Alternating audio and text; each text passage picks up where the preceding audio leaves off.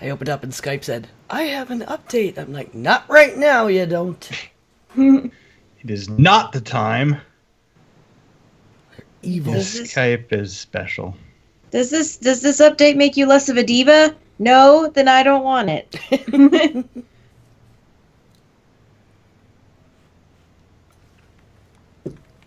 Should probably turn my light Stop on. the rooms. It's trying to force me to make rooms. I don't care. Yeah, it's a new big thing. It's like, you can have lots of chat rooms. I'm like, I only have like 3 people that watch me on a regular basis. I don't need chat rooms. Right? Mm.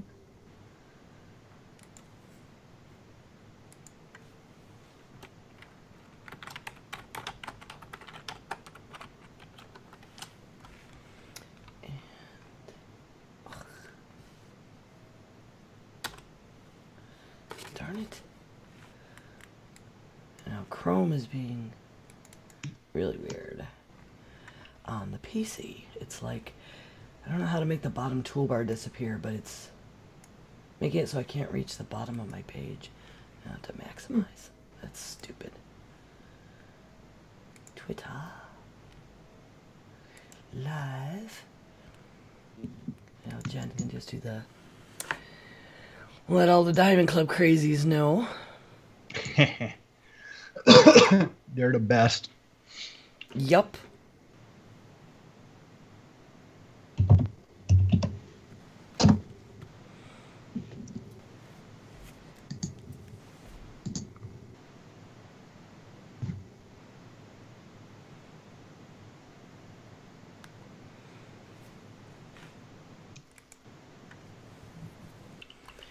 I'm going to shut that extra stream.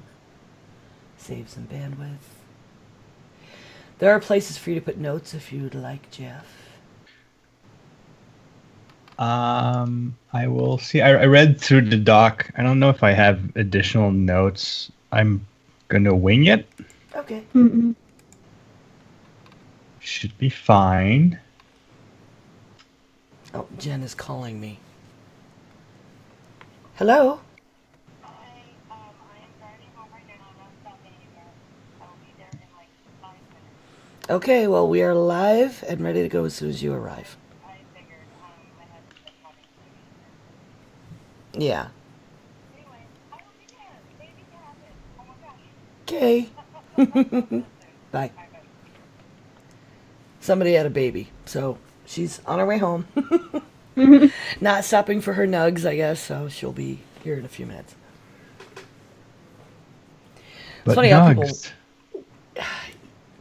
Yeah, it's like a Tuesday night treat in a She hurry on the way always home eats from work chicken nuggets. to get some nugs. I get that.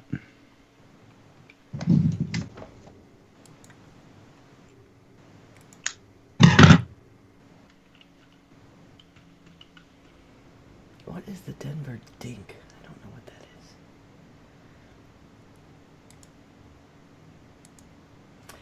There's some kind of Diamond Club live thing now where it leaves... I found it the other day. I don't know where the hell it went though. Because we've been signing up, a bunch of us, for, hey, we have a show. And I saw they had some kind of website up where you could go and see, like, what's playing now.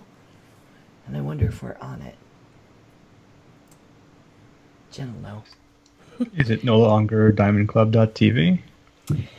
Well, that's a whole drama that has been playing out. Oh, really? No, And haven't been keeping up with drama. Which is probably for the best. Probably.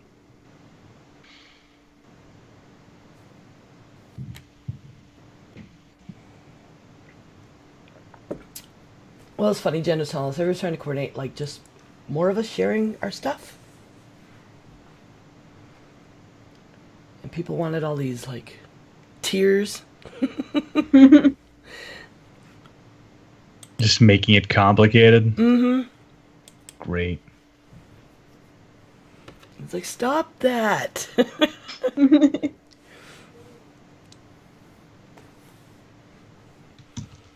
I started finding out during the stream for charity at New Year's, like, people didn't know who Ritual Misery was. Really?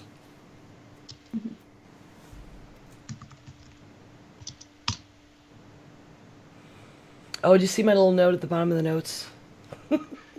About my website? Yeah. Yeah, there's a story behind that. If you want to keep it for the show. Sure. It's a dumb story, but it's a story. That's okay. It just struck me because, like, I'm in the middle of that book. My reflex to that is like to apologize, which I know is not the right way to approach these things. Well, I was just. You're reading my stuff. I'm sorry. No, I'm loving it actually. Oh, good. There's a sequel coming. I know. I'm excited. I'm getting rid of junk in my throat before the show. That's what wine is for. Wow, I've got a lot of lag. I'm sorry. When I'm dropping frames, like... my kids need to get off the internet.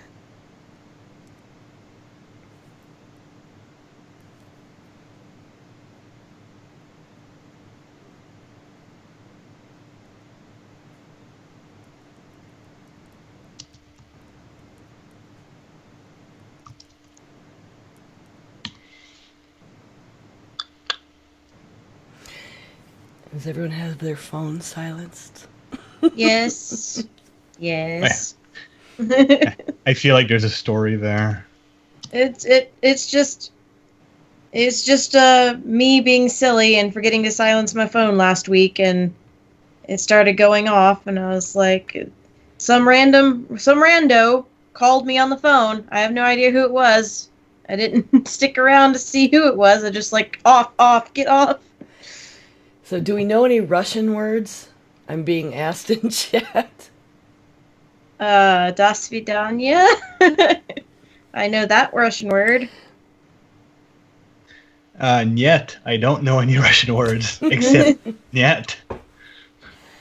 I at one point did. I was playing a Russian character in Vampire, and... classic White Wolf. Yes. We were...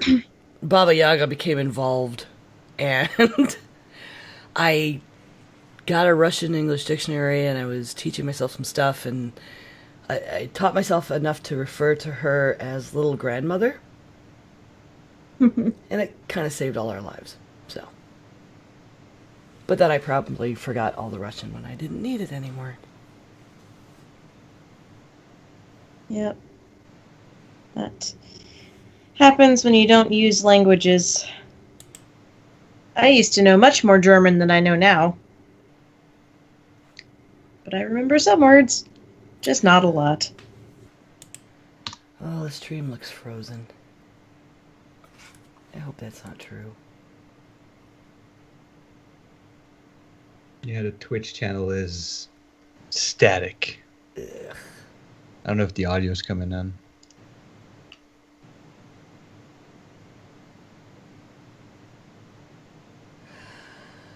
Do I restart everything or just the Skype call?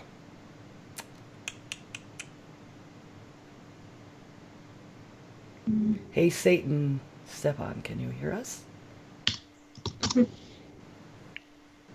Probably just the Skype's call. Skype's up. Oh. No, there it stuttered into being. Goodness gracious. That's not good. Skype heard that you were going to, end the call, and it was like, no, I'm working now. Totally working. Sorta. It's really laggy. It's like click, click.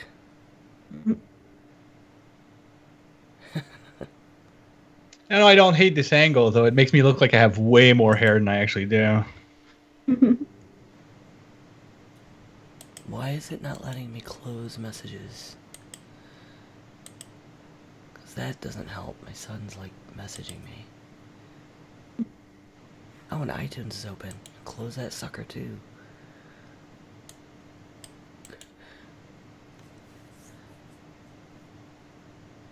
Quit.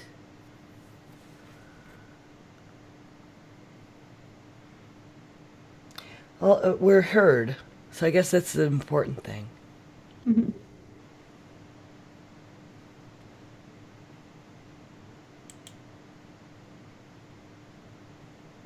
Force quit that. FaceTime. FaceTime is open. No.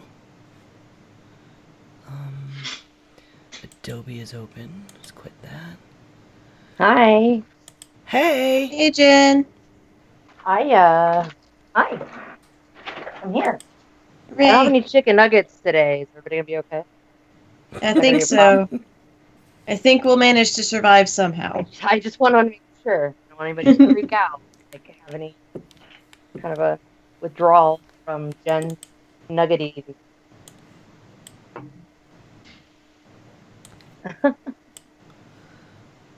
Hey. What's that? Hey! Who cooks it? Hey. Okay. I thought I might. It's not letting me move people around. That's okay. Mute myself. Okay.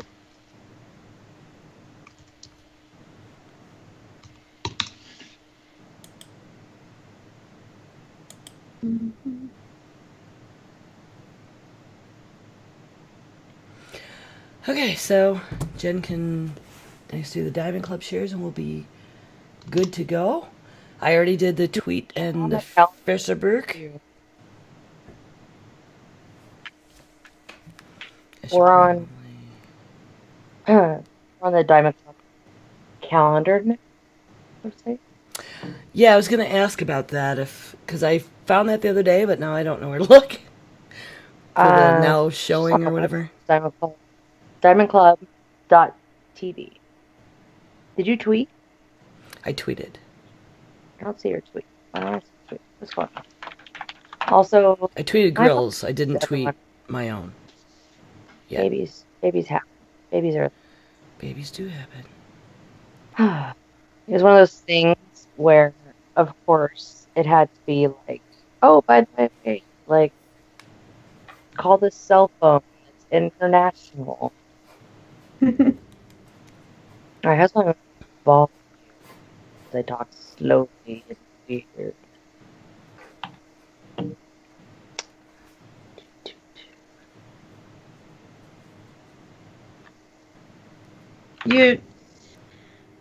Jen, your audio keeps cutting out for me. I don't know if it's cutting out for anybody else. It is. It ain't great. Why? Why does this happen? It's got to be a Skype issue. I don't have an issue with anything else with my recording, with my mic. Possible. Skype is perfect. Oh, infallible. It's only you. That's so weird. Every time. It's probably because stupid Gigablast. Like, sorry, internet sucks for giving you better internet. If you want. Oh yeah, there's a way to turn off the compression. I heard Merritt or somebody do it last week when they were having that problem.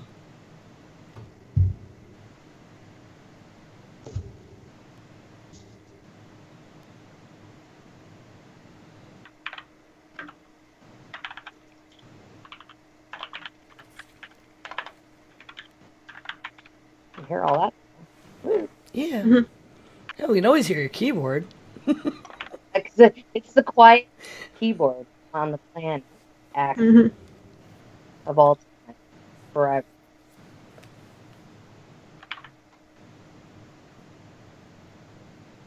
Every time I was getting, I mean, that's it.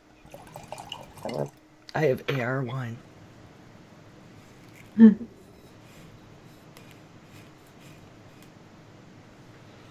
Okay, if this post would happen, I could also put my phone in airplane mode.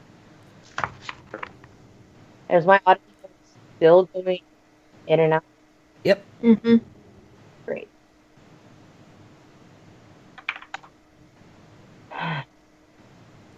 Why?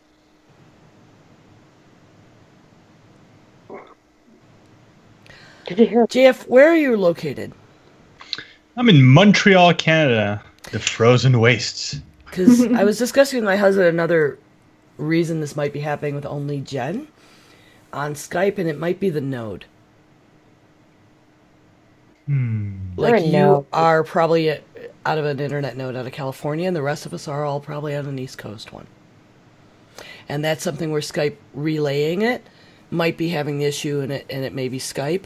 Kind of like we used to run into the drift with But Zencaster Zencaster. set out an email specifically that they solved that problem. So that made me feel they were I working saw that. really quick turnaround. Not super fast. And strangely, I'm not sure how that happened, but I was listening to last week's episode, and you didn't sound as bad in the final audio as you did to us. Right. So That's why I think that happens a lot, And if- actually. audition. Are you guys recording on Zencaster? No. No, we had Okay. in the past. That's why I mentioned. No, we used to. Because then I think Yeah. you don't totally drop out, and when I run it through Audition, I do a volume thing, equalizer, and I think that's correcting it. Because I'm just pulling the audio off of our video from Twitch after. That would be weird that it would come through just fine. That's weird. That's a weird thing. All right. I'm almost there. Maybe somebody's calling the grills right now. That would Somebody? be the phone that's ringing. Is it really? Yeah, but mostly it's telemarketers randomly Unless it's dialing somebody because I don't use the trolling. landline for anything else. Who knows?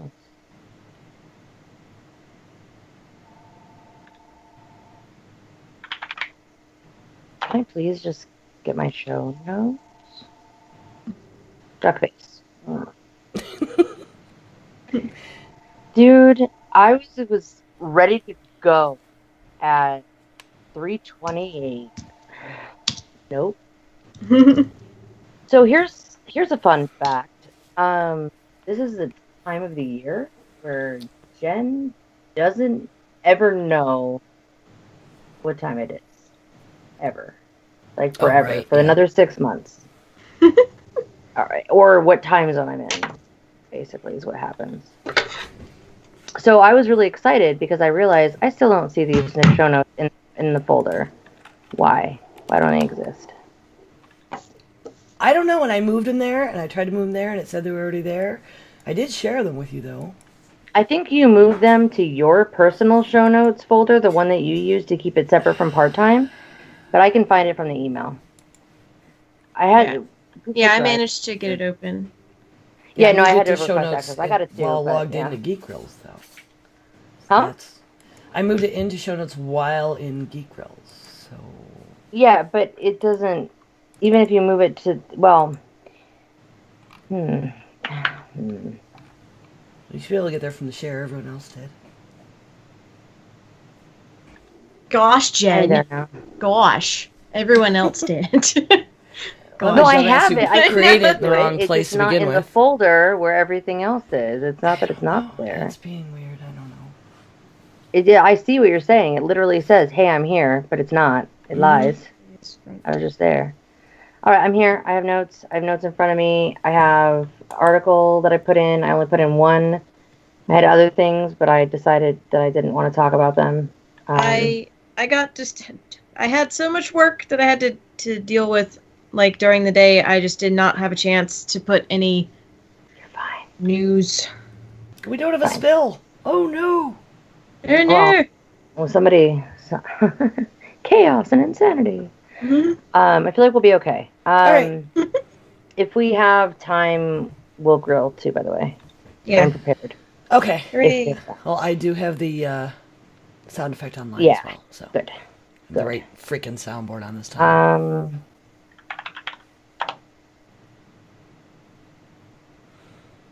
don't want it to. I want it to be silent. So count me down whenever. I'm be there. Give me. You mean to count me down? You mean? Oh no, you count down. That's Oh. right. We have a thing. I remember now. All right. Everybody good? Everybody's happy? Everybody's feeling fantastic? Ready to go? Okay, I like that. Oh, no, I don't want 45 hours. Yeah, can you give me 45 hours, please? Thanks. Oh, you set the timer? Yeah. Okay. I'm good. Oh. I mean, I'll just go get some more drinks. No, Allows me to skip work tomorrow. I'm down for it. Oh, no. I cannot skip work tomorrow. All right, I am ready to rock and roll. Go ahead. Okay. Here we go. Shut up and sit down.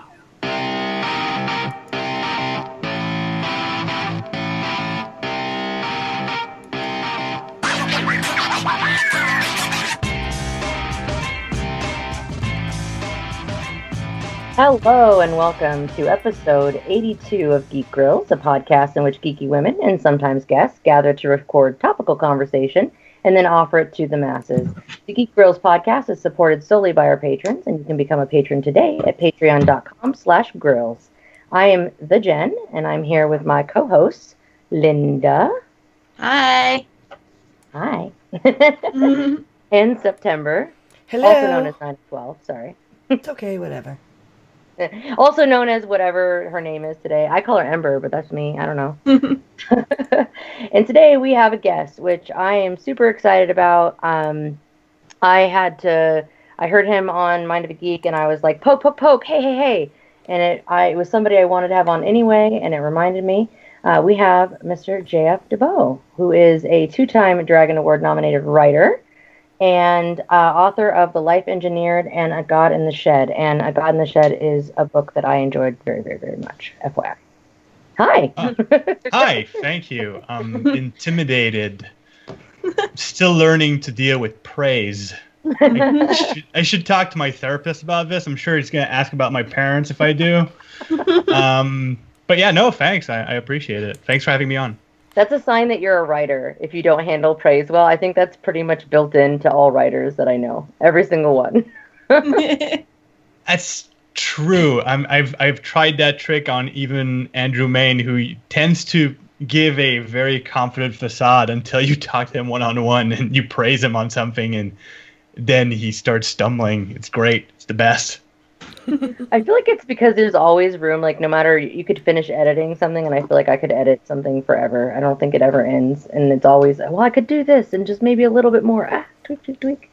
Oh yes. Well, speaking of Andrew Main, one of his saying is "better done than perfect." So that applies to a lot of things in life. I say, oh my goodness. All right. So, what have you all been up to, Linda?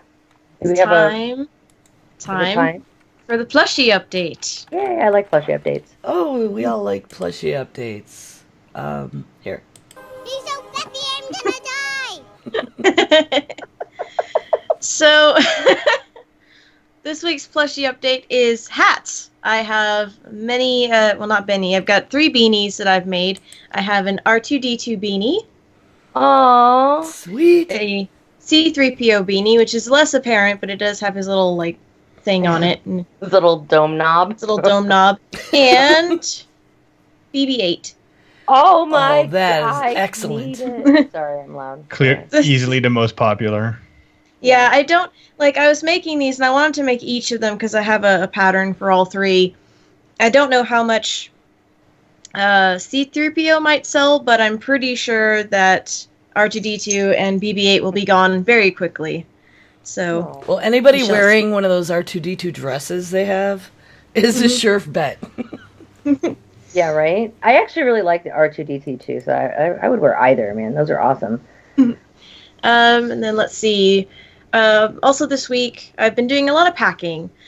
Packing for both the LARP that I'm going to on Friday, and helping my parents pack because they're moving, they're downsizing.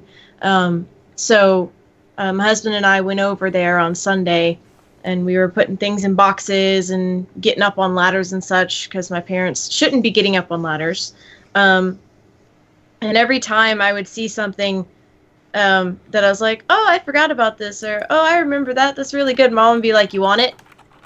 I'm like, I don't. I only have a very limited amount of space in my apartment. I can't take everything. But we did end up with a new bookcase, and I've got a new. It's behind me, so you can't really see it. But I've got a new yarn holder, because it was just this bunch of shelving that she didn't need. So I was like, I'll take that. It's got basket shelving. I can put my yarn balls in it. Great. I'm still in the middle of dealing with all of that, as you can see all of the yarn behind me. Just kind of out in the open where it's not supposed to be. So that was pretty much my week, was yarn and packing. Oh my gosh. That sounds like a little... everything looks awesome. I'm so excited for all of the fun stuff you've been making. I can't get over how adorable those are. I need one. Well, I don't have any reason to wear one. I'm in Arizona. I'm never gonna wear a beanie. So sadly enough, if I was back in Chicago again, I totally would buy a beanie. But not unless you decide to go like up to like mountains to go like skiing or something. over it Beanies, for a while. It's gonna be a few years till I care to do such things. That's a two. Anyway. Ember, what have you been up to this fabulous geeky week? Well, let's see. I finished The Life Engineered by our esteemed guest. You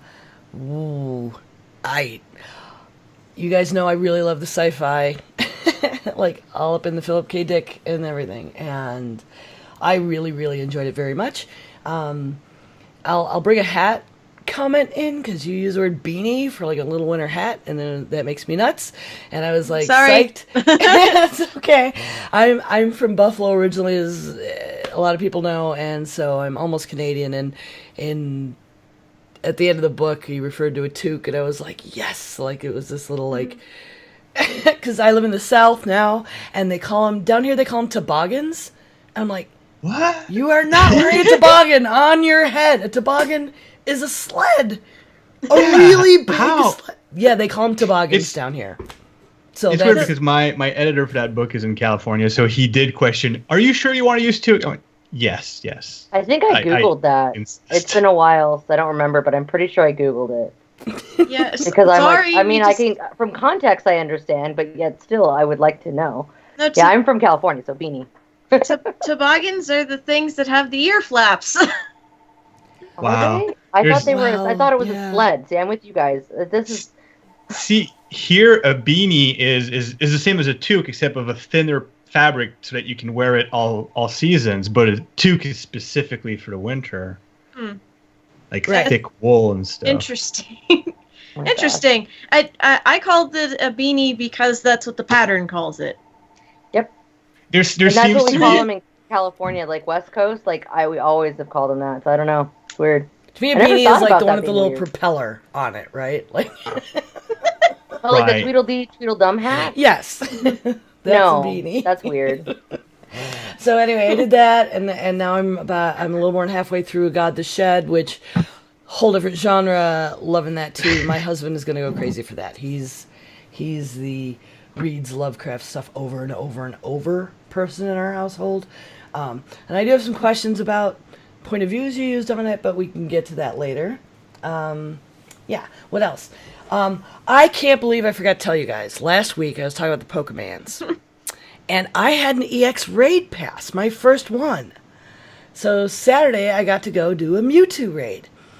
And I was going to get somebody else to throw for me because I'm terrible at it, or just really unlucky. Probably unlucky. And everybody was too busy to do it. Everybody that was invited was there, and they had one or two devices in their hand. And Peter was like, as long as you had a curveball and a great throw, you got it. Nope. 10 throws, because we had a whole team of Mystics. We all showed up early. I didn't catch the booger. And I was so sad. I mean, I was so excited, though. I enjoyed the process very much. Like, that I was in the Mewtwo raid, and, like, he showed up on my screen. I took a picture, and I was skipping around. And people were like, wow, you're a little too happy. But I did go right after and ran around. We ran around town. We did a whole bunch of raids in a row. Like, that was so cool. That doesn't happen all the time.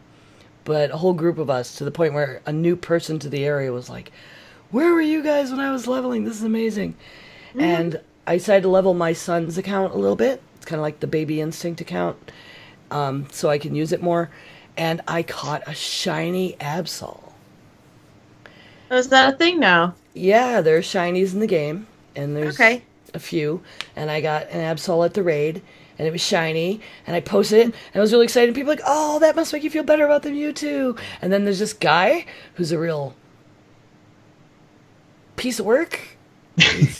Oh, we can't swear on the pod. Oh, we I can should swear. probably have asked We at can. the We can beginning. swear, but he did help me catch my Kyogre, so I'm not gonna get too mad and call him names. But he just flies and flies and flies and pays and pays and pays, and like everything has to be the best. And he was like, "Well, not to shit on your shiny, but that's the worst IV you can possibly get in a raid for." I'm like, "Dude, really?" And people are like, "Shut the fuck up, dude. Leave her alone. She didn't catch the Mewtwo." And he kept going, and it created this big, like, everybody's like... And he had just actually been added back to the chat. He had been removed from the chat because he does this all the time. So anyway, he is the very best, the best there ever was. Hi, Nick. Oh my god. So what else? Oh, so then I reached level 35 today in Pokemon, by the way, which is exciting for Hooray. me. And I got this bottle of wine. Those of you in the stream, if you have not heard of this thing, this is one of the bottles it works with.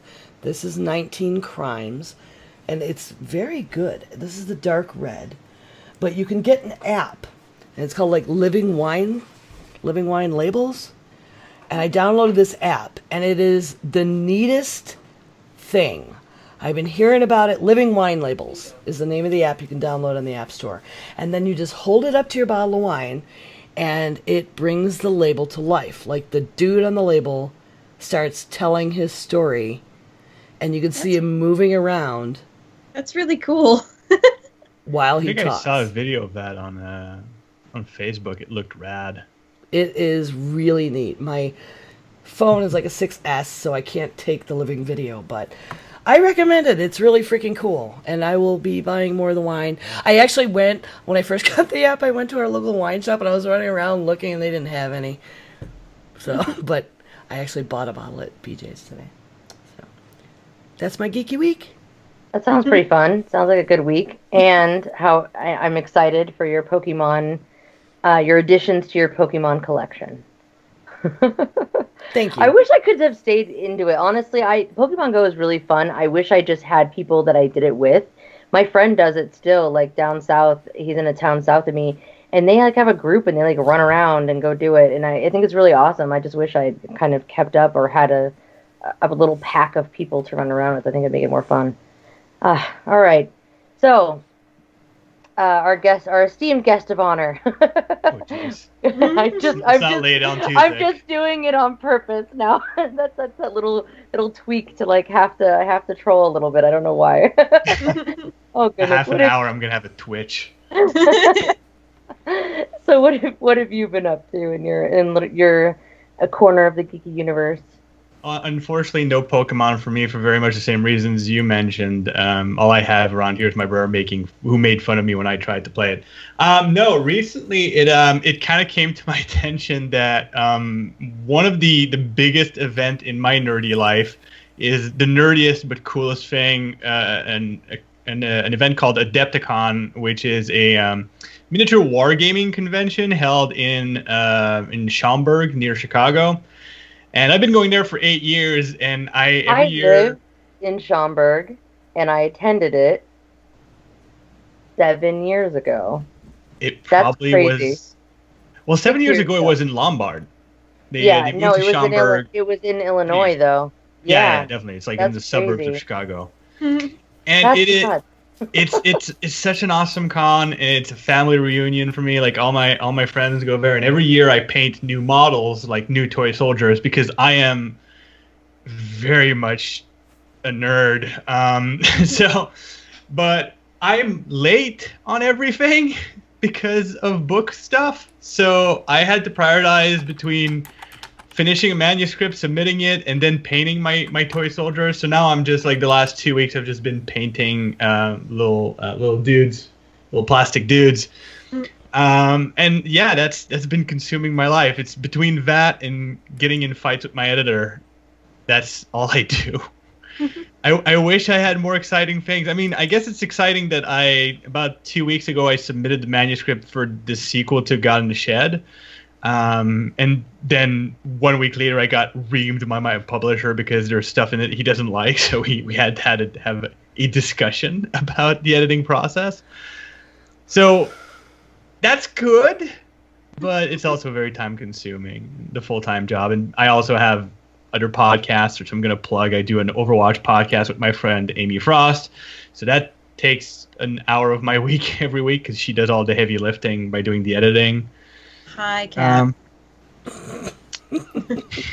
There's always one, right? Yeah. That's the cat. That's the podcast. It's the stream cat, yeah.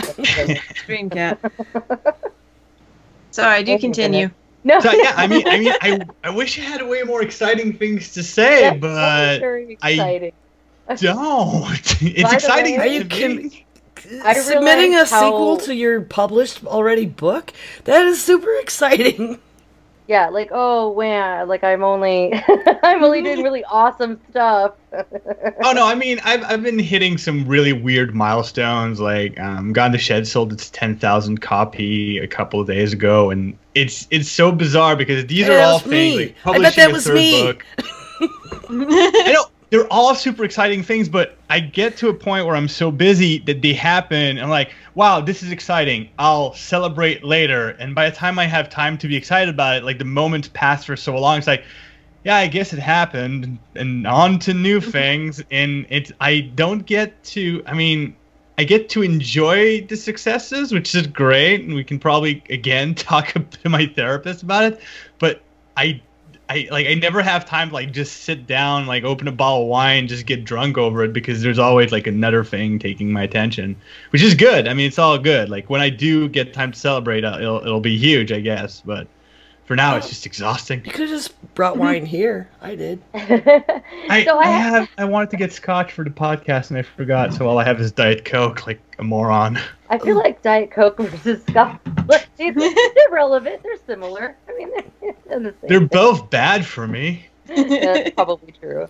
You know what's funny is that I just realized how old I am and how I still can't conceptualize that it is 2018 because it was 2007 that I went to Adepticon.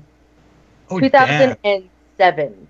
And it was because a friend of mine was involved in it, and I was living in Schaumburg at the time, and it was in Schaumburg when I went, because it was at the Marriott, and I remember it. And so I went, and I looked at my pictures, and I was like, what year was that? And then I went, oh, Jen, it's 2018, honey. It's not, like, it's been a few more years than you think. God, it's just, I don't know how we got to 2018. Like, I'm scared. We're going into the 20s again. Can we all just take a moment to recognize that it's about to be the 20s No, again? let's not.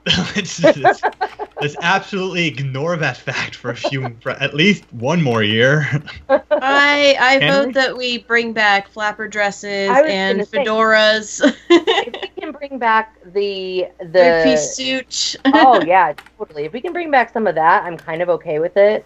The 20s are one of my, oh man, I love that time. As far as like just jewelry and dress and like attire was awesome at that time. We could bring that back. That'd be cool. Footwear. Yeah. The footwear yeah. for men was amazing Yeah. back then compared to what we've got now. Absolutely true. It was actually really amazing for women too. Well, yeah, they're learning how to dance the Charleston, so they want comfortable shoes. Mm. And they had little clips. They would get like one pair of really awesome shoes that they really liked, and they would be black or like one plain color, and they would have these little like rhinestone clips that they would put in the front to like adorn them and make them look a little bit different. My great grandmother had a whole set of them. I actually still have a bunch of her shoe clips, which was just really cool. Why don't we do that anymore? Like that's really cool. Yeah. Anyway, I'm weird. So I've been playing Monster Hunter. Big surprise, a little bit. Oddly enough, though, I've been incredibly busy because my friend made it here. He's officially no longer in California. He made it to here, where he is now living I now have a roommate. I now do not have a giant house to myself anymore, which is nice to have another human here. But it has been a lot of cleaning, organizing, and unloading and chaos for the last couple days. So that's been pretty much taking up the most of my time.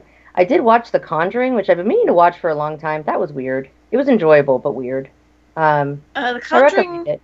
Conjuring is the one where it talks about the Annabelle doll, but they don't go into it. They don't go into it at all. They mention it. She comes up a couple times, but that's it. And what's super weird about it is that the person that plays the mom was in Mystic Pizza, and so all I can do is see her character in Mystic Pizza, and I can't get away from it because I'm like, oh, Portuguese chick from one of the Portuguese chicks from Mystic Pizza. Like, that's all I can ever think of, and I'm trying to, like, take it out of your mind, Jen. She's not getting married and working at a pizza parlor. Like, it's just, I don't know. It's hard when they have, like, a role like that where you remember them from something so strongly, and then you're trying to, like, be like, oh, no, you're in this context. Weird. I did enjoy it, though. I thought it was pretty well done. There was actually moments that I didn't anticipate. That normally never happens. So that was really exciting. Oh, go ahead. No, it's okay. There was one that, like, I jumped so much that, like, the cat, like, freaked out and ran away. Yeah, I normally don't like horror films, or some horror I'm okay with, but that actually was one that I actually kind of enjoyed. I don't I don't trust my friends super much when they tell me they're gonna watch a horror film. Ow, cat, thank you. Thank you, kitty. Shoo. Just pulled my... Alright. Still okay. Almost lost my headphones there. She's assaulting you, it's fine. Yeah. Because these same friends are the ones that are like, let's watch Event Horizon. That is a fucked up movie. You have fucked up friends, dude. That you have to be mentally and physically, emotionally, spiritually prepared before you watch that film. Because you're like, oh, well, how intriguing. Whoa. Why did it go this way? I went in cold at the theater when I saw Event Horizon. Oh, God. Yeah. No idea what I was getting into. It was great. No, one of my friends is super into horror, so there's a reason why I take headphones over to her house now when we go to hang out, because sometimes she's like, let's watch this horror film, and I'm like, I'm going to plug in and just kind of listen to nice music while you guys have fun. But that one was actually okay. They told me, they were like, no, this one has a good ending, so you'll be okay. I was like, all right. Yeah, super good ending. I didn't want to hang myself afterwards. It was fantastic. Sorry, I didn't mean to reference. Like, I'm sorry. There are very few movies that I watched that, like, took me to such a dark place. That is on the very short list. And one of the other ones is Requiem for a Dream, obviously, and probably Train Spotting. But I also read the book, and somehow the movie hit me in a weird way. But Requiem for a Dream and that movie, and I don't know, there's a couple others. Very short list, but that movie messed me up pretty good. So I did finish Pilot X, by the way, finally. I've been reading that for a bit, listening to it for a bit. I really enjoyed it. I highly recommend it. Check it out. I know I plugged it last time. I'll plug it again. You can find everything that Tom Merritt does at tommerrittbooks.com. But yeah, Pilot X was really good. Check it out if you haven't. And with that, I believe it is time for the Geek Grapevine.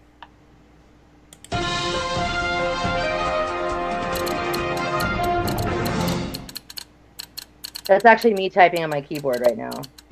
Oh, wait. No, it's too quiet. Not loud enough, yeah.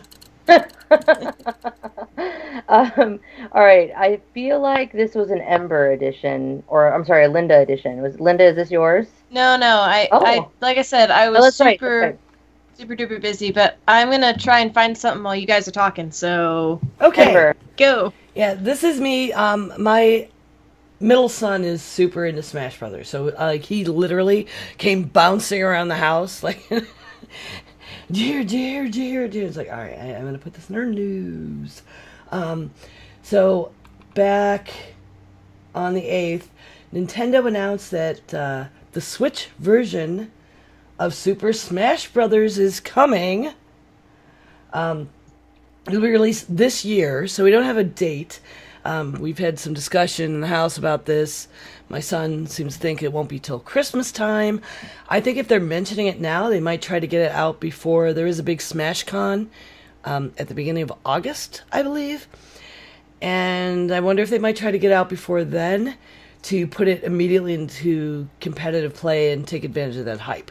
That's what I would do, but developing is hard. The big thing that is the trailer is mostly that is they're adding the Splat Kids from Splatoon.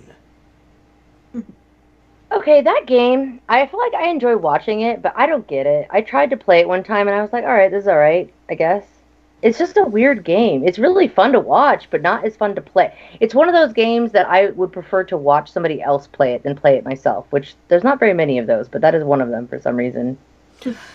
I like having all the different characters, and then they've got different skins, and just having cross-genre beat-em-up.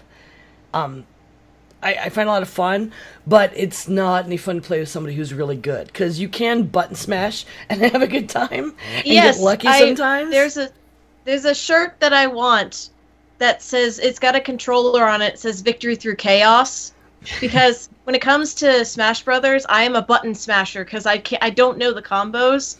I learned how to play Smash Brothers with a friend of mine, like, it's a really long story, but we basically met each other because our parents were trying to set us up so that we wouldn't be dateless for our like senior proms.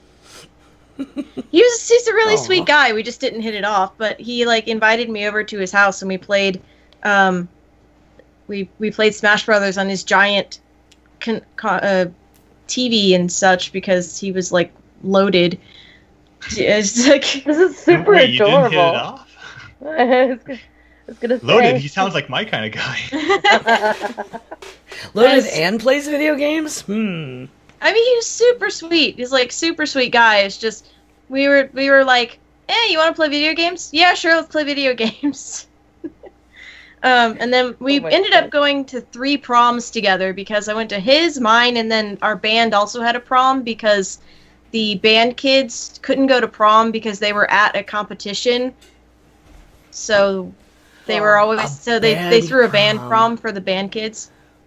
I think it's funny that the 2 proms I went to, the 2 years I went to prom in high school, because the county I grew up in was so small, we had to literally go to Sacramento an hour and a half away for prom.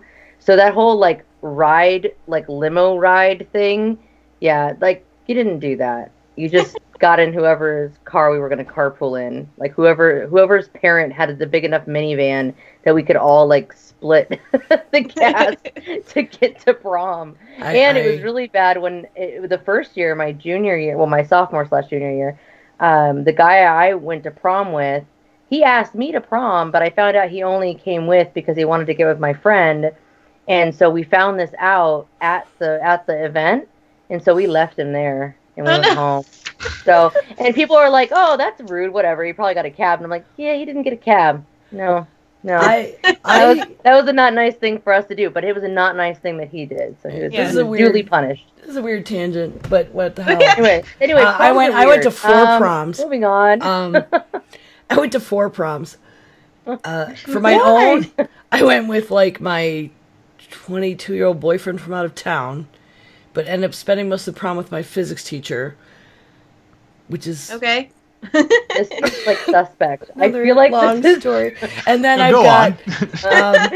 went to a prom in North Tonawanda with a friend of mine, and I went to a prom in Niagara Falls with a friend of mine, at which I met in person finally someone who's been on our show to talk about barbecue and cooking, because we're still friends.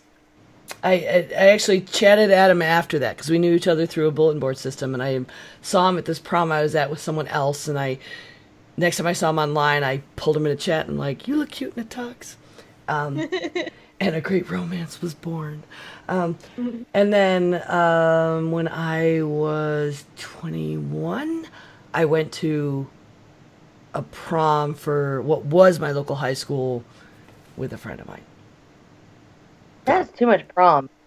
My senior year, I went. And for someone who like, fuck it, I'm not doing that again. Was the weird goth chick. Like, I actually was offered money by one of my nerdy friends that I like played D&D with and stuff to not wear that black satin dress, to wear something else to his prom, and I ended up wearing my stepsister's homemade dress. But anyway. That is. I did not do prom because I don't think it's as much of a thing. Like I don't think we probably have an equivalent here, but yeah, no. You don't That- have a promenade? Well, A promenade? I don't even is that what prom stands for? Here we it's just short, had like it's short for promenade. Yeah, that's exactly where it comes from, but it never gets called that anymore. I don't think people know that actually. I No, think I'm they pretty just sure they don't. know it as prom night. all we have here is like we had a graduation ball and I had no interest in going, so Oh, I Lord. did it. We have homecoming, and then at my high school, juniors and seniors could go to prom. That's how mine was too. So 3 out of 4 of mine, Unless granted, you were got just asked going by a with my junior or nerdy friends who senior. didn't have dates. So Then you got to go. So weird. Such a weird concept. Anyway, let's let's move. weird high school. Yeah, weird sorry. high school stuff. Moving on. We went so- from Smash Brothers to prom, but anyway, And next. now we're gonna go to that would be a prom. my hand. That's my gauntlet hand. For the audio listeners. We are ready for Infinity War. It is just a little bit over a month away. I am so freaking excited. It is. I've gotten to a point now where like it's just I can't even handle it anymore. I need it here and now, especially because people keep putting out so much information about it that I'm like, stop it. Like obviously some people are starting to see like beginning cuts of it and whatnot and are like giving out information. Like I don't want to read that. Like I turned off all my Google alerts for it because I don't want to get like I want to enjoy it. So I hate when people feel like they want to like spoil crap. It's not nice. Anyway, moving on. Yeah. 76 characters are set to feature in Avengers. So I'm gonna link the article in the show notes, but so we have like 40 plus of them that we know for sure by name. But I can't figure out, like, how are these people going to get screen time? I mean, if you just think about it, like, the one thing, the reason I linked this article in particular is because it lists out the major ones, like the 30 absolutely major characters that are going to show up. 30 characters. Now, in most films that you watch, there are generally 4 or 5 at most. In ensemble films, you might maybe have 10, 12, maybe. If you're looking at like a Guy Ritchie film, for example, you might get up to those types of numbers. But even those films don't get anywhere close to 30. So how in the hell are we going to shove that much Marvel character into one itty bitty, like, I don't understand how it's going to happen. So anyway, I don't know. because they usually cut these. They cut these movies down to what, 2.5 hours. They'll only let them be usually 2 hours at most, I would think. So if you divide that by like 70 characters, that's 2 minutes each of talking. That's without any establishing shots, fight scenes, or anything like that. Yeah, there's Marvel not much never has room any left of for those. dialogue. We don't ever have those in Marvel. Just kidding, they're so good. We have them all the time. Love them. The Wakanda ones are some of the best. So good. I want to watch it again and again. 3 more times. Oh my goodness. Okay, so anyway, I'm excited about Infinity War. Here's your weekly Infinity War update. Jen's Marvel nerd. So I found one. I pulled it up. And Yay! great for 2 reasons. One, this is from this week. Yes, this is from the 7th, I think. Yeah, the 7th. Okay, so Okaloosa County, Florida. It wasn't happy hour. Oh, great. Really? Really, writer? Okay. All right. I'm going to read it verbatim. You sound like Scott right now. Scott Johnson spends half his time in the news I'm sorry. complaining about the writing. Because sometimes I'm like, really? All right. So it wasn't happy hour, but beer was flowing on an interstate in Florida. All right. A South Carolina truck driver was carrying 60,000 pounds of Busch beer on Interstate 10 in Okaloosa County, Florida, when the accident happened. Oh, well, he was sustained minor injuries in the crash and was cited for careless driving. And oh my gosh. So he traveled outside of his lane, causing the truck to overturn onto its passenger side, spilling his cargo. So yes, 60,000 pounds of beer cans Busch beer cans just everywhere. So the equivalent in alcohol to about a 6-pack of Canadian beer. Absolutely. Burn U.S. beer. In my house, we refer to Bush, Miller, Bud, all of those as beers that have undergone the Canadian filtering process. And that a Canadian already drank them. Oh. I see what you're saying. Oh my gosh. Oh god. Okay, so that was a good one. That's a good And one. who measures Good beer in find. pounds? Yeah, What the hell was that? That's a lot of beer. it's a lot. It's It's an incredible beer. I can't remember the actual weight of a buttload, because that's an actual measurement. It's a buttload is a measurement. They used to How does measure that- wine. How does that compare to a metric fuck ton, though? That's what I would like to know. I don't know. Hold on. I can't remember how much it is. Google, please convert for me. I have a converting app on my phone. I don't know if it But, has okay. fuck ton on it. Does it have metric fuck ton, though? Make sure it's the... 63 gallons. Hold on. No, a butt is 126 gallons. So how many mine ounces are in a is. can of beer? 12. That's how many... My butt is... Sorry, that answer was really fast. You know, wasn't I it? need to work out more. That's what I'm saying. Oh my gosh. So with that, our discussion topic today isn't really much of a discussion topic as much as it's a discussion guest. We have a guest. Yes. You know what? It's Can't Talk Tuesday. No, that was Can't last Talk on week. Tuesday, part 2. The We retacoing. have to get back to talking. It's a podcast. The rewrapping. Welcome back. Anyway, we have a guest today, as we talked about earlier. So I first of all would like to just make sure again that we kind of plug the names of the books that are available and also the one that's available for pre-order. So yeah, share the jam with everybody. Oh boy, let me start this spiel. First of all, I don't want to start rumors, but there is echoes in the grapevine that you mentioned at Pilot X earlier.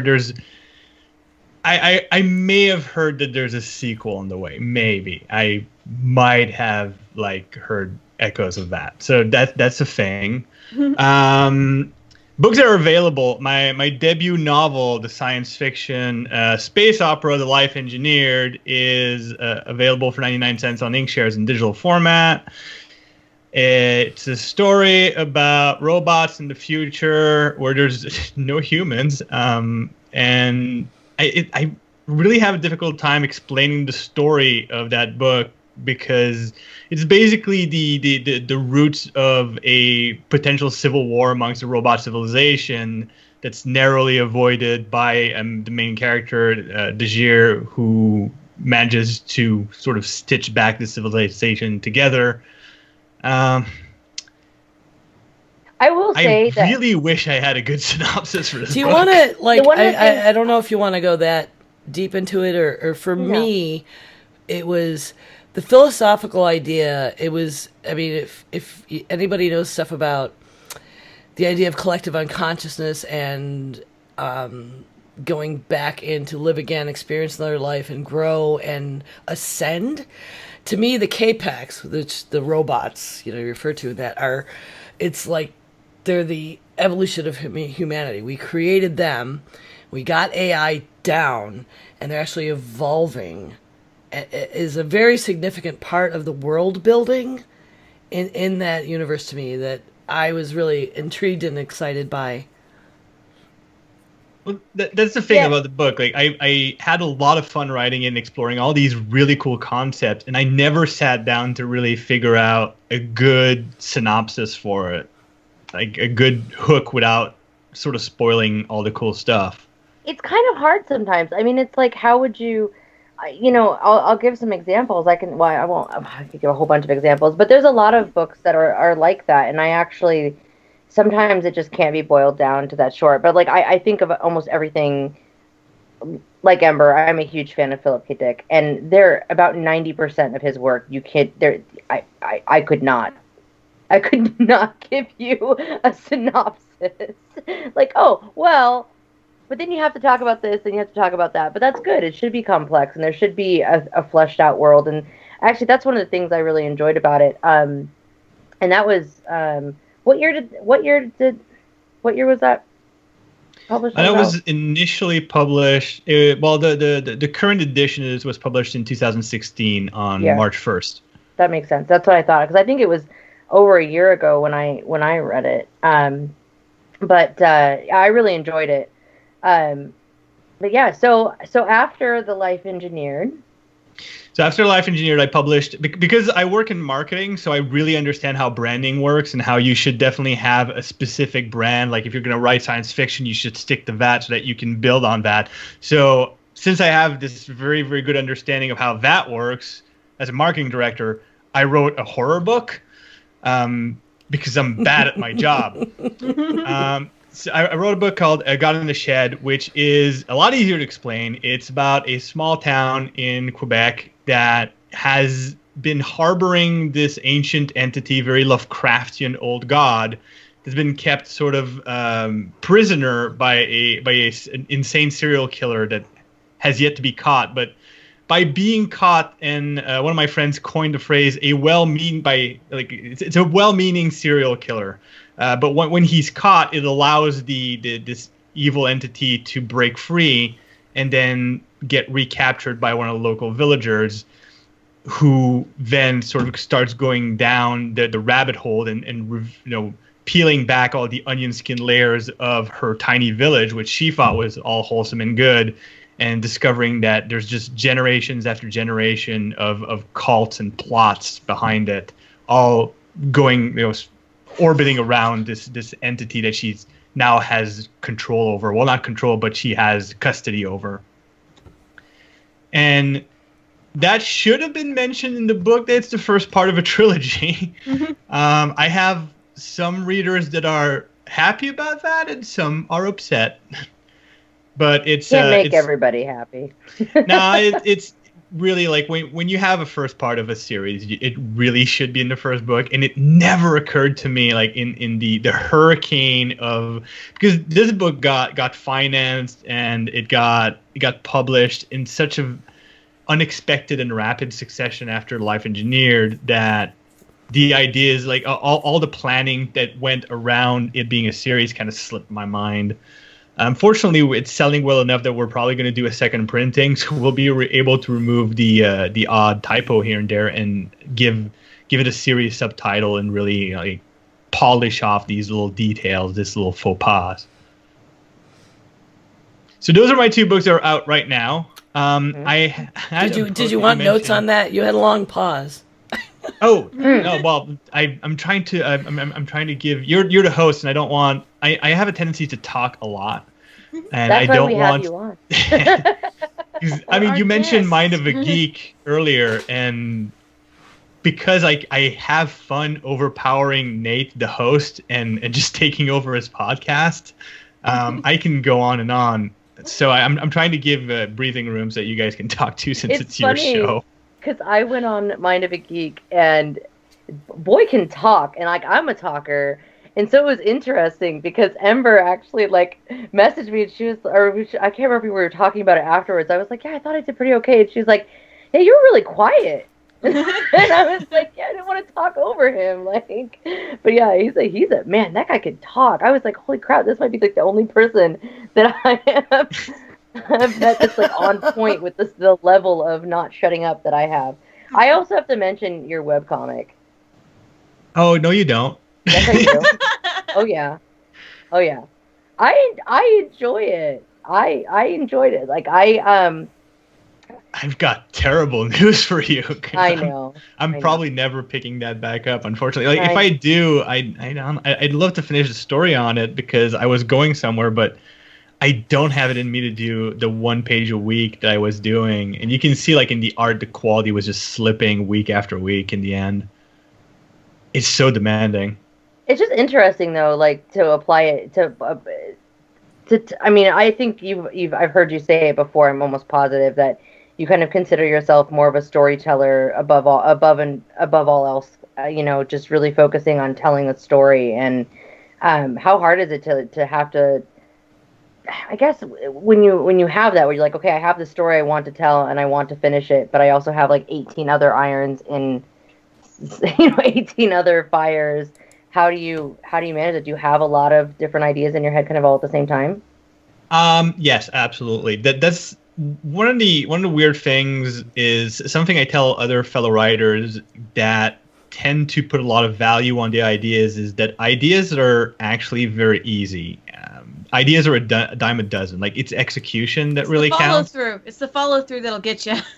No, absolutely. And it's funny because like there's so many, like I participate every year in the National Novel Writing Month. And NaNoWriMo. NaNoWriMo, it's awesome. It's what got me started into writing novels because I wanted to challenge myself and see if I could write long form storytelling. And when I discovered, oh no, wait, this is the only thing I want to do, because when I'm trying to tell a story through a comic and have to deal with the illustration, the inking, the coloring, the lettering, and all of that, it slows me down so much that I just want to tell the story. I want the interaction with the reader. I want the feedback. I want the reaction, and I want to get to the end. And since I like to tell very long stories with a lot of characters and a lot of character development, comics, while I love to draw, they're not right for me because I get impatient because I want to finish the story and then tell the next one. So right now, I mean, I'm currently juggling 4 novels, so to speak, at different stages of development. And I want to I don't want to get rid of them, but I'm eager to, especially those that are written, I'm on like the editing and polishing stage. I want to get that over with so I can do the next thing. I think I honestly, as a reader, I appreciate that. There's nothing worse than when you have somebody who's like, they hoard it and they hold on to it until it's like, it has to be this like pristine, absolutely perfect thing. And it's like you were saying earlier, it's, is it better to be perfect or done? And as a reader, I would take something that is, you're never going to get to pure perfection. You're just never going to. So give it to me so I can enjoy it. Sorry, it's not just that. It's also like my perfect as a writer and your perfect as a reader can be completely different things. So I mean, I can polish that stone as much as I want until I feel like it's a gleaming diamond. But when I give it to you, it might just not be as good because I spend too much time on it. Like overthinking is a thing. So I've got kind of another side of that. I was published back in 2010. I did it was supposed to be the beginning of a series, but I actually ended up taking it down after my contract was up because I stopped liking it. I've still got it and I'm still working on it. 8 years later, I haven't gotten it done yet to where I want to get it republished. I don't even know if I can. I probably can, but it's I really do want to get it out and get it, out there again. But I literally, like, in the 2 years that it was up, I had people buy it, but I started cringing every time someone was like, I read your book. And I'm like, dude, really? Because you didn't have to. No. Yeah. No, well, that's how I feel about the books I have right now. Like, even though they're not that old, they're recent. The problem is, like, I had to sort of learn to accept that my first book is always going to be my worst book, and my second book is going to be my second worst book, and so on and so forth. Because writing is always going to be a skill, and the more I write, the better I'm going to write, which means that the more I iterate, the worse my earlier works are going to be. So at some point, I had to just bite the bullet and say, okay, well, Life Engineered is what it is, and any sequel that comes after, any books I'm going to write after that is going to be better. And as time goes on, I'm going to cringe more and more at the dialogue and the story structure and things like that, which is one of the reasons why it's hard for me to go back to the Life Engineered and write a synopsis for it, because just thinking about how the story is done, it's like I always feel that I could have done something less complex, like a leaner storyline. And then I need to stop myself from going down that spiral, because that's how I'll end up wanting to like take it back, which I can't.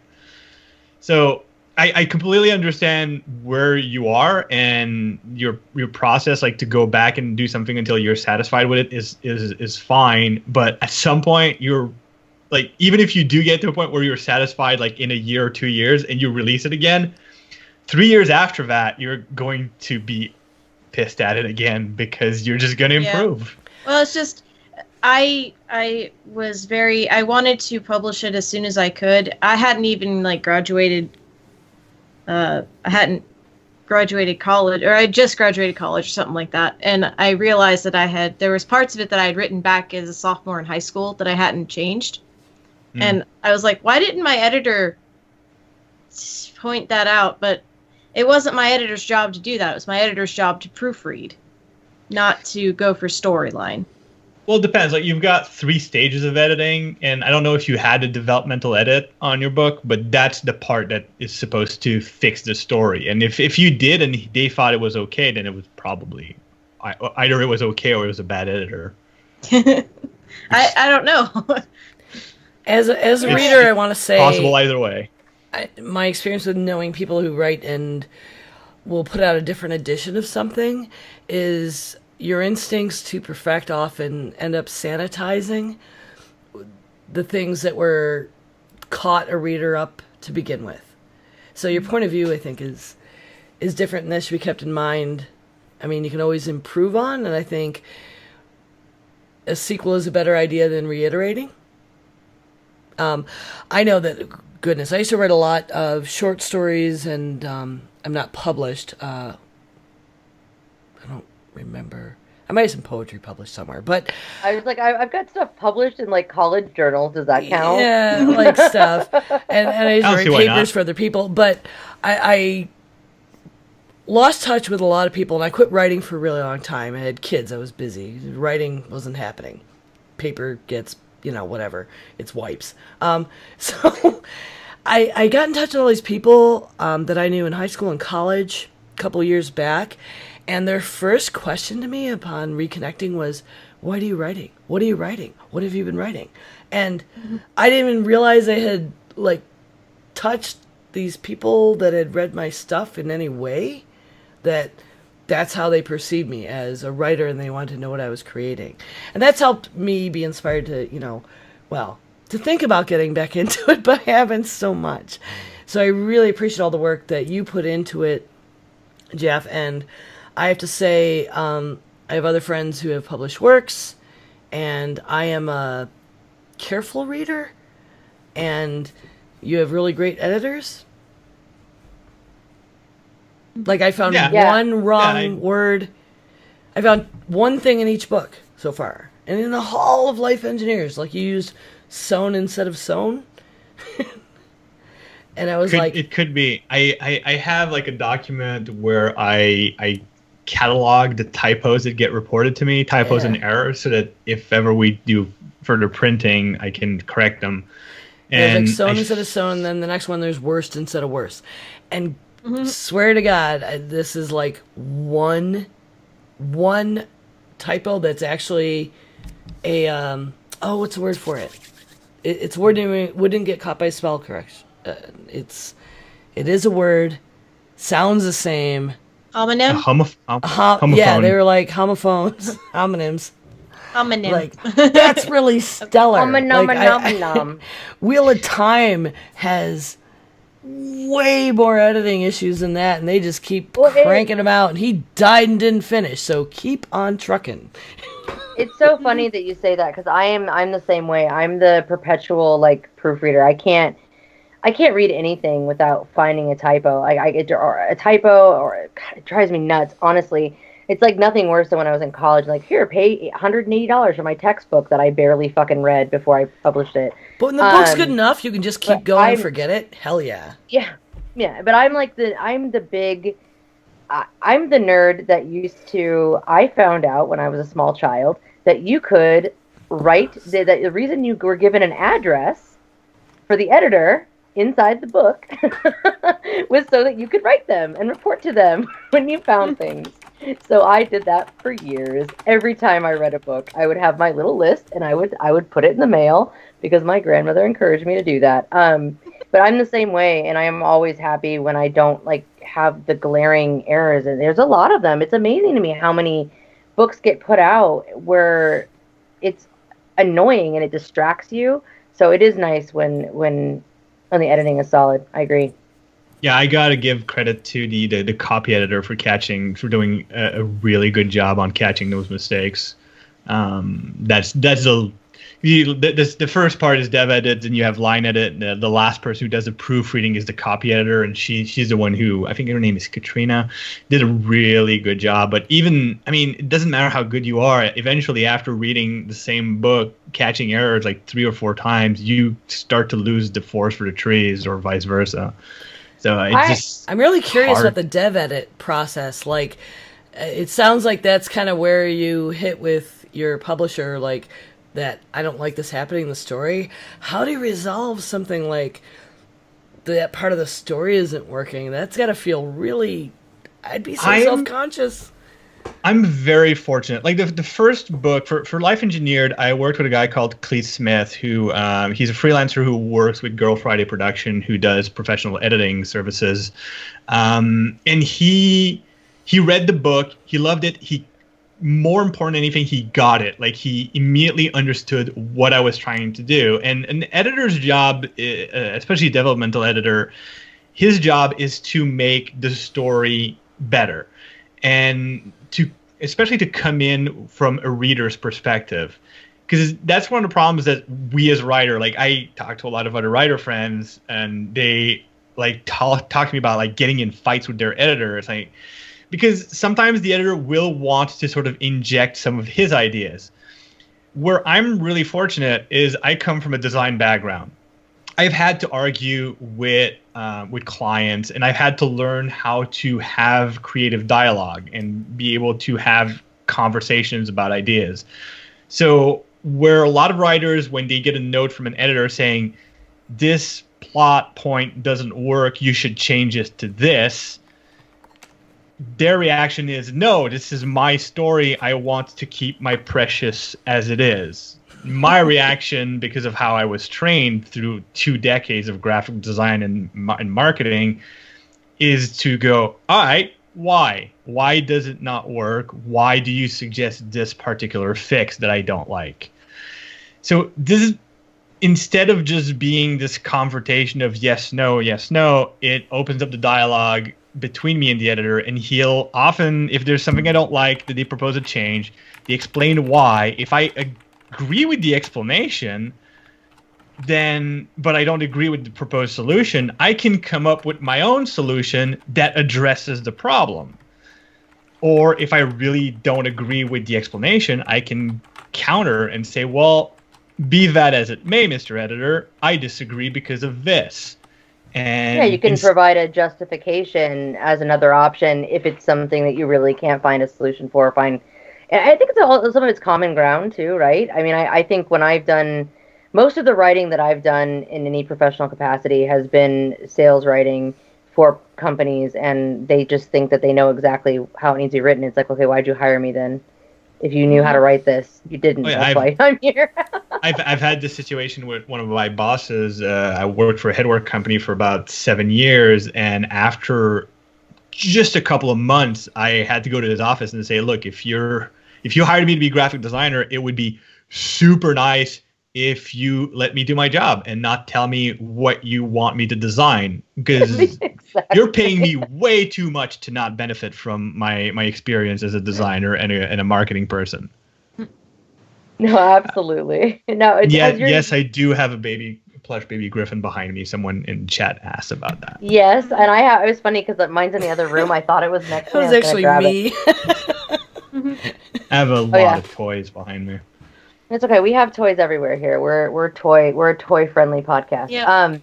My Jazz is too far away. I can't reach him. One of the things that I'm curious about, just because, it's funny that you mentioned NaNoWriMo, because that was one of the things that I was like, okay, I need to be forced to write and just put it on a page and just get past that step of, just doing it.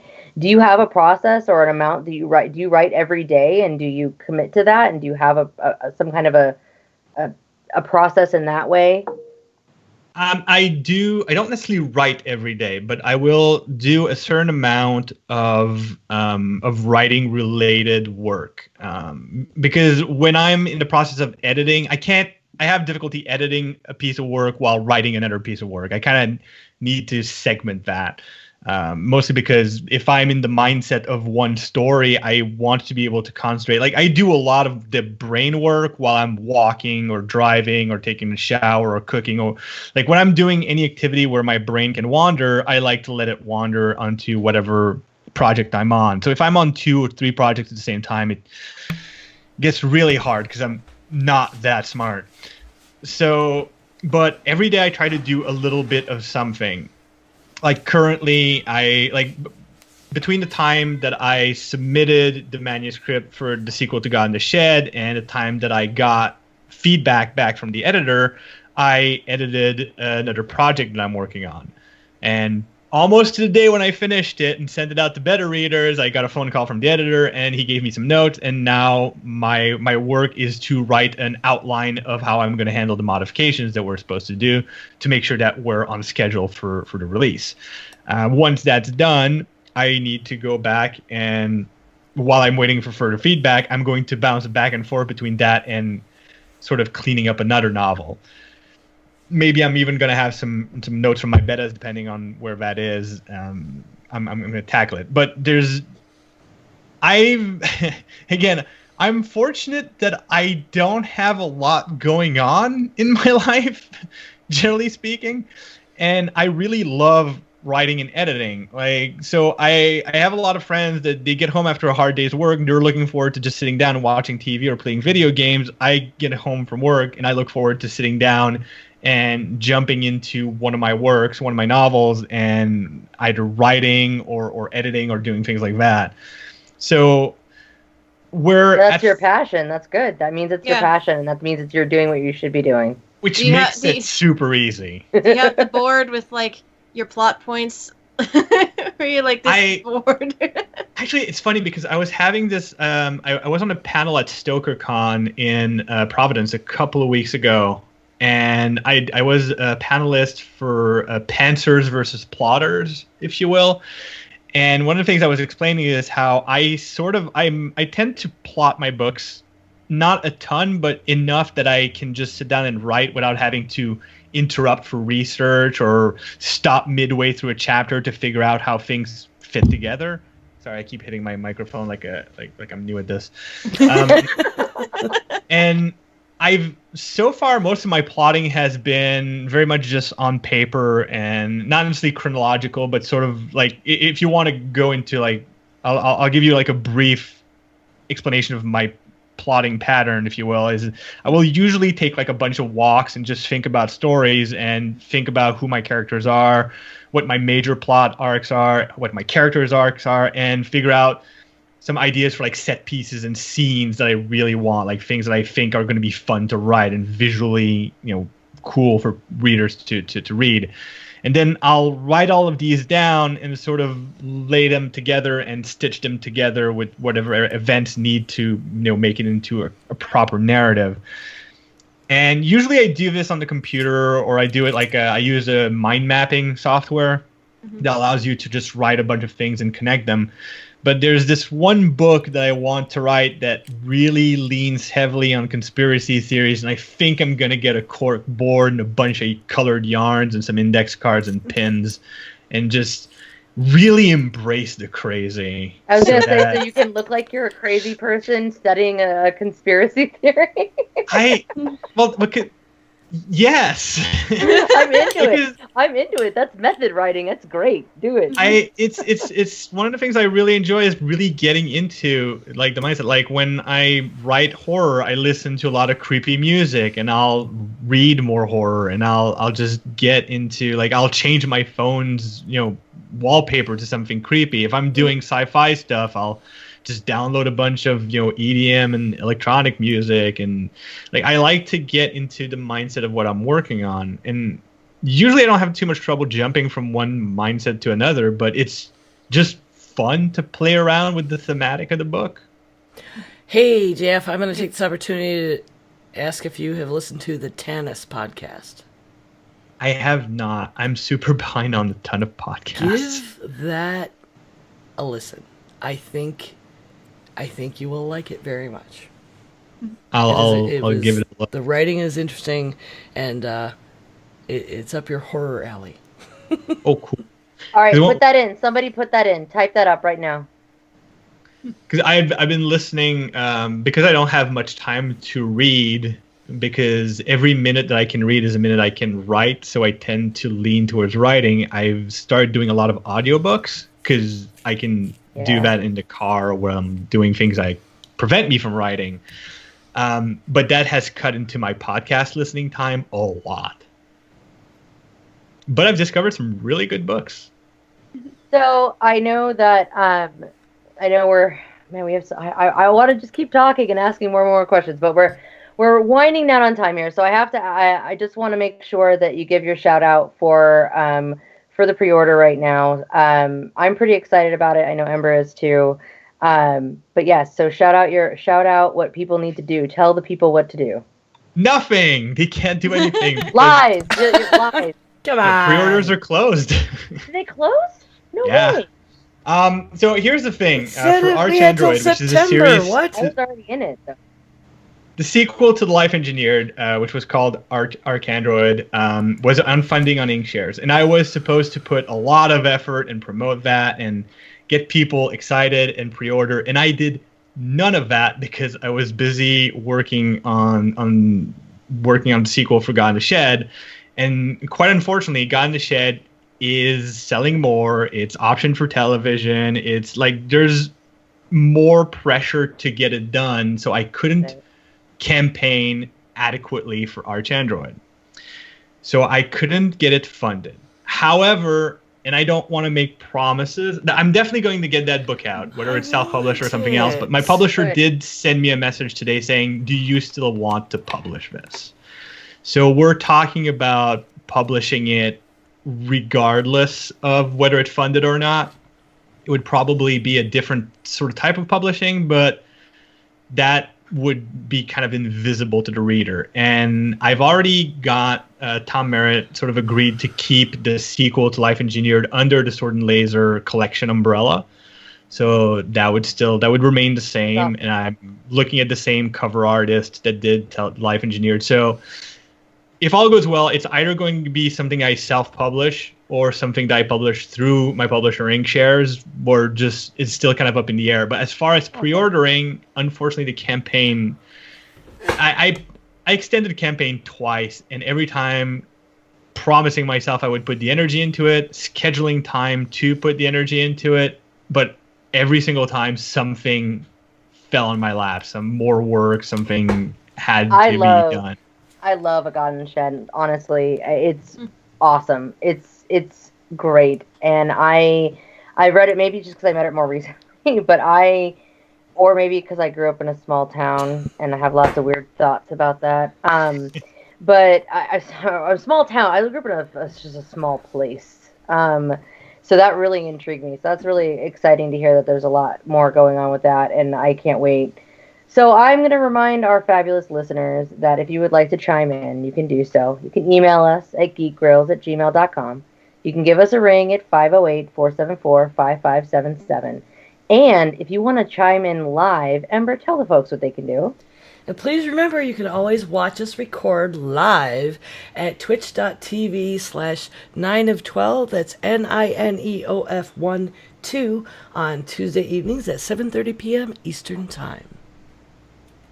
So, Grills and honorary grill friends, what are you most anticipating now? Linda, what's on deck for you? The ATE LARP, which is short for After the End. It is a post-apoc Western sci-fi LARP, so think Firefly without the spaceships. We are moving from... we usually play this at Harrison Bay, which is in Tennessee. We're moving to North Tennessee, almost to the Kentucky border, our permanent site is going to be Possum Trot, which is an actual replica Western town. I still can't get over Possum Trot. It's so cool. I'm so excited. It's got a saloon with 2 stories and like stages, and it's gonna be great. I'm That's so awesome. excited. You can see my big Nerf gun right behind me. That's one of the ones I'm taking with me. And it's just all of my AT stuff is right there. I'm like, let's go. It's a 4-hour drive, but I don't care. Oh god, that is going to be lots and lots of fun, and I can't wait to hear about it and all of the mayhem and awesomeness that ensues. Mm-hmm. So Jeff, what is in your immediate geeky future? Well, right now I'm preparing to go to Adepticon next Tuesday night in Oh, that's right. pretty much in exactly 7 days, almost to the hour. I'm driving out to pick up my brother at his home, and then we do the 15-hour drive to Schaumburg, Illinois, where we will drink and play with toy soldiers in equal proportions. It's going to be awesome. Is it really going to be equal proportions? You're going to be in Illinois. They actually know how to drink there. Yeah, no, it will be. There's so Talking many to a Canadian? drinking buddies there. Yeah. Oh yeah. Oh my goodness. Well, that's going to be fun. That's awesome. It's so funny. I haven't thought about that event in so long. That's just a blast from the past, I guess, for me. It's grown so much too in the last decade. I think can they're at 3,500 guests now. Like they're starting to reach a point where they're going to have difficulty keeping that at a scale that's manageable. Oh my gosh. Well, that's going to be awesome. You're probably going to have, well, I know, you'll definitely have a blast. Ember, are you anticipating in your geeky week? Well, in my notes I had that I was really looking forward to pre-ordering Archdruid and Payday on Thursday, but I apparently misread that I could do that till September. When did that change happen? That was recent, though, wasn't it? How recent did you pull the website pre-order might just for? be, that might have been last September, and I'm an idiot. So, but I'm really looking forward, and I will do whatever I can if you need any help to get that published, because I am looking forward to the sequel to that very, very much. Yeah. I haven't finished the other one, but I think I like that one better. Hopefully I'm going to get to hear the master of the Peculiars album anytime now. It should have been being worked on by the engineers this week. That's my husband's band, so super excited about that. So, much in that you were saying 7 days from now, 14 days from now, I will be beginning the journey to go to Belize. And I have this weird, like, I can't believe that this is happening thing. I got my passport in the mail. Now I feel like super official, like I'm allowed to leave the country. So I'm going to do that. That's crazy. That's pretty much it right now. It's like, I gotta get that shit together. Like, I need to pack. Like, I need to know what the hell I'm doing. No. I'm really, really excited, but I'll be honest, it's like the first time I've ever been nervous to travel anywhere. Like, I go all over the place, like, on a whim, but this is my first time, like, leaving the continental United States. So I'm actually like, okay, I need to make sure I have my currency exchange, like, my money figured out, and I gotta make sure I know what the hell I'm doing, and that I don't lose my passport in the process somehow. Like, I'm terrified. I don't know. It's gonna be awesome. I'm really excited, and I just can't believe it's, like, only a short couple weeks away. So that's me. Pretty much wholly focused on that. Yeah, so I just want to remind everybody that the Geek Grills podcast is completely and wholly supported by our patrons. You guys are the coolest people on the internet, and at least some of my favorite people on the internet. Probably all of my favorite people on the internet, actually. So if you are not a patron already, you can become one at patreon.com/grills. I just want to say thank you again to all of you. You guys are all fantastic. I want more people to become patrons so that I can give away more game codes. I have lots of game codes. I have lots of stupid shit to give away. Please give me a reason to give it away. Please support us so I can throw shit at you. I think that was for all, like, what? I think it's like all the $10 up or $5 up. I don't know. Something like that. Whatever. Something I'm like announcing that. it now. $5 and up a month, I throw shit at you. I do want to add, we have some listed up there, but Jen and I both have more shit we want to give away. And of course, if you get $10 up, we have swag. We're like making people stuff. The other thing I want to add is now that we are live streaming, any proceeds that come from the Amazon link in our Twitch or bits that are thrown at us, when that eventually generates money, that will also all be reinvested into Geek Grills. So it's all about you folks. I thought it was all about me. I mean, us. Is it about them? It's about them. No. The hell, we can talk to ourselves all day long. Why are we on the internet? I literally do, though. Linda, why don't you let them know what they can do that doesn't involve spending any money, even though they should spend money? I mean, support it. If you become a $10 and up patron, I'll make you a plushie. So there's that. But if you cannot spare the change at the moment, you can leave us an iTunes review. They are free, and they help people find us on, or even like Stitcher and any place where you can get our podcast. Leave us a review because it'll help with our ratings. And anywhere where you're listening, review is fantastic. We appreciate those. It'll help people find us, improves our rating, all that good stuff. You can also join us on our Facebook page and follow us on Twitter, and then help us spread the word there. I did get a message today that somebody subscribed on Patreon to follow our stuff, so thank you, whoever that is. Thank you. I will say that our Patreon has been... We didn't have any new patrons this week, but I'm seeing it grow, and it's very exciting to see that happen.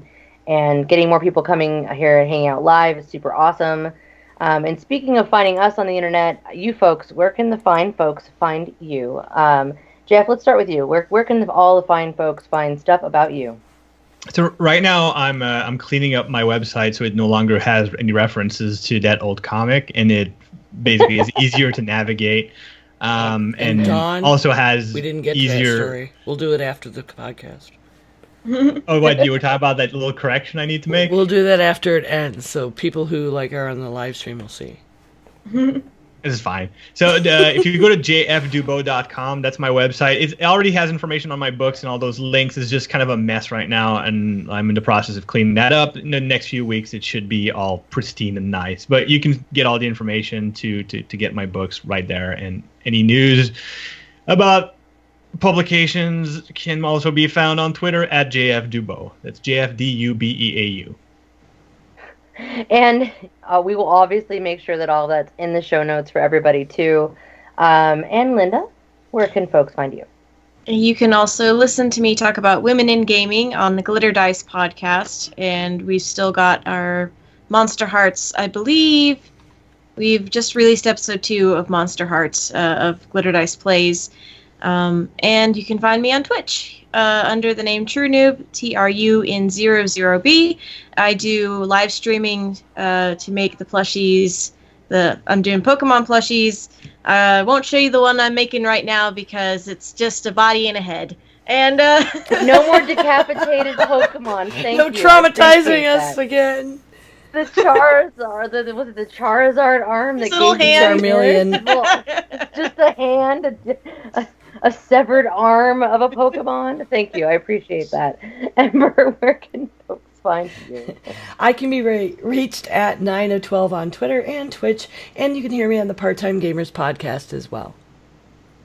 I am the Jen. You can find me at the Jen Says on Twitter, where I say things, and you can find everything else that I touch or am part of in everything that I touch at thejensays.com, which I own now. Oh wait, I already owned it. I just didn't know it. Anyway. Thanks for listening, everybody. Good game. Good game. Good game. Well played. Thanks for having me on. Here's where September goes. Awesome. Where's my mouse? My mouse died. I have a soundboard. If I had a mouse. Oh my god. Uh-oh. What? Luckily we have editing. That's fun. It's plugged in. Oh yeah, editing's fun. Yes, thank you for keep coming talking. on. I'll figure it out later. We had a blast. What the fuck? So So the thing about the website, why there's that error of one of the characters being misnamed, is the character is currently called Daniel in the book. He used to be called Donald, and I changed that somewhere in the middle of 2016. I decided that that would not be a popular name. I wondered if that might be the case if you just changed the name and had written that beforehand. So. Yep. That's so funny. So, fun fact about time change. Arizona, we don't change time. Amber, I'm guessing you're just going to add it in post. Is that what's going to happen? No, can I play it right now? Oh, you want to do it? GG! Okay. GG.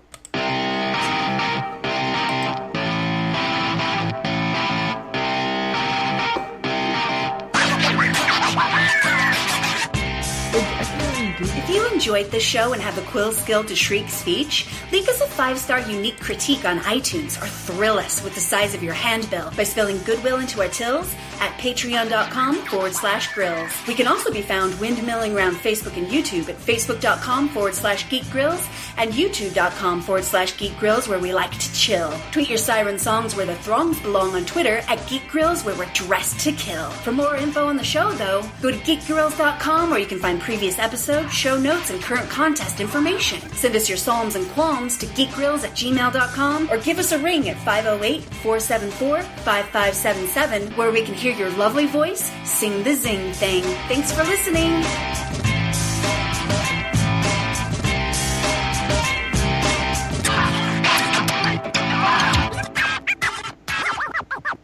Diamond Club hopes you have enjoyed this program. Okay, now we're done. That's Sorry, that's Amber, I was fine. like, I don't know what's happening. Okay, I got to tell my time change story now. Okay. So I realized that I became Pacific time because I live in Arizona, where we don't celebrate daylight savings, which is incredible and super smart. And everybody should say, "Fuck you, daylight savings time changing," because it's fucking stupid. So anyway, I'm like, oh sweet, I'm going to be Pacific time now, and that means that if we record at 7:30 Eastern time, I'm Pacific now. I forgot that fact when I realized that my new schedule started today, where I get off at 3:30. I'm like, I get off an hour earlier now. I'm going to have time where if I get stuck late, I'm still going to make it.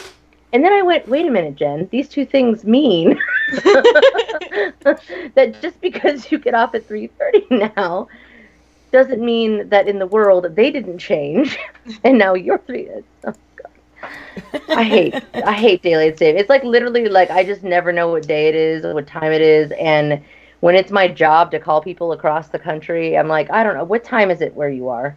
Can you just tell me that? One And day then they're we'll like, all oh, stop. well, let's talk at 5. And I'm like, okay, where are you? So What even though time? you technically don't like lose an hour or gain an hour, you still have to deal with all that shit anyway. I have to deal with worse shit because I can't remember what my time zone is. Like, Worse than my losing dad's an like, hour "Are of you sleep? 2 I don't know. hours?" We could argue that. It's like, are you 2 hours ahead of me or 1 hour ahead of me? And it's like, I don't know. I'm Pacific now. I was Mountain, now I'm Pacific. And so then everything that I know, it's like, oh, this happens on Celebrates. Mountain time. And now I'm confused again because I don't know what time that is in relation to me. You're, Anyway. you're right, Fitch. We don't have a party. That's for fucking sure. Especially not at this Also- time of year. Oh, Also, they just Fitz, post. you're a jerk trying to make me laugh, and I wasn't going to fall for it. All right, let's pick a show title. I really think it should be something about your horror hole. What was that one where I told somebody to put it in there? Horror hole? Horror missed the alley. horror hole. What? I I don't remember said what it was, it's right up but your I- horror alley. I immediately requested somebody to Yeah, put it. I threw it in. I was Okay. talking about him listening to Tannis. Yes. And Yeah, it Jeff, seems it was like interesting you're what you up said your horror about alley. Stephen King because I suspected that was it. I didn't get into Stephen King until... Well, I wasn't really into reading horror until kind of late, until I was, I don't know, maybe 20. My dad gave me a paper bag full of Stephen King books. And my dad, weirdly, redneck that he is, read Stephen King avidly. And I started reading them. I was like, these are really good. And I started with Night Shift, like short stories. And the last rung on the ladder I will never forget. This is the first story that, like, evoked sadness. It's not even as much a horror story. Like, it evokes... Which one? It's called The Last Rung on the Ladder. It was a I don't short remember that story. It was published in Night Shift. I'm not sure if I read Night else. Shift. I can't remember that. Well, there was particular the Night Shift was a story, but there was a book that was a bunch of shorts. Yeah, an anthology. Yeah. Where's our Showbot link so we can vote on a show title? Just bang us. Oh, the link. Good question. They It's in just there posted bunk signups for the cabins for my LARP. They call them Cool. cabins. They're all They have air conditioning and plugs, and it's great. And names are putting hilarious. One of them's called Rat Hole. The link. And then there's Buzzard I'm trying to Rock. put the link. I'm using the wrong mouse. That's not gonna work. I got it. I got it. I'm Okay. awesome. I win. I win at life. I win at So- all the things. Last Rung on the Not Ladder really. evoked this like, oh my god, that's really sad. And I kept reading, and I read tons of Stephen King books. And I get to Tommyknockers, and Jesus Christ. Like, there were all these plot holes. Big, giant one. It was so sloppy. It is And not a good book. It was so That bad. is the best. I was That is the stunned. nicest way to say it, where you're like not trying to be like that shit sucked. You're like that is not a good book. It's. I'm Canadian, so I'm I was just generally gonna supposed to say, be polite. that was It's a that was very, such a it's a very Canadian way of saying. massaging. Yeah, it's a very, very Canadian way of saying I wouldn't even wipe my ass with that book, but you know. So bad. It was fucking bad. And it had so much potential, which makes it worse, right? Like, this is really cool. It's And then the concept it's like it kept of starting like someone over. finding like an alien ship in the forest near a small village It's and like, having yeah, that have yeah. an impact. It's good. It's a good idea. It's just very badly done. It's like he kept Good starting idea, over or terrible something and got execution. distracted, and it's just But Oh, yeah, Okay, never mind. He totally got He distracted. executed the shit out of that story. Is actually what I'd like to say. so bad. Yeah, there've been a couple books like that where like the concept is good that I've read, but it's just it wasn't the best writer. Like there's one that actually got made into like this really shitty movie. I only watched it because an actor was in it that I watched on TV, and I wanted to see him act in something else besides the TV show. But it was like Demon Under Glass or something. But the concept is that these scientists had found a vampire, and they were scientifically studying it and figuring out how it ticked. And like, it just so like they figured out that like the vampiric gene only affected like 0.1% of the population, which is why there wasn't a bajillion vampires running around. And it just so happened that the doctor that was taking care of the vampire was like one of that 0.1%. And so they could have gone into like, looking at what would you do if you were the only one who was immortal and you suddenly found somebody else who could be immortal. What would you do in that situation? But it just got, it could have been better. That makes me sad. Can we just agree that It's Up Your Horror Alley is probably the right option? Even though I did put in Diet Coke equals Scotch, ironically. Yeah, no, don't do that. Like, go with the horror hole. Like, We're just gonna call it the horror hole. don't insult Scotch, damn it. Yeah, No, exactly. No, and Diet Coke, I have. Yeah, I'm allergic to Diet Coke. I know. It's true. And Diet Pepsi now too. God damn it! And they haven't responded to a single tweet. I'm so many kinds of pissed at Pepsi. Not only for potentially endangering my life, but Hey. Who is hey, where the monkeys? you see who's So- on to raid. Yeah, I was just saying. I was trying to see who's on right now. Although I who like are we gonna Jackie's throw our love submission to? too. Huh? I'm having trouble there. How about I write Jocelyn? horror because I'm Jocelyn's bad at my on. job. It's pretty fucking funny. My what? I write horror because I'm bad at my job. That's pretty funny, man. I'm not bad at my job. It's what you said. I'm bad at my job when it comes to marketing books. Like, I'm not good at promoting myself, is what I was trying to say. No.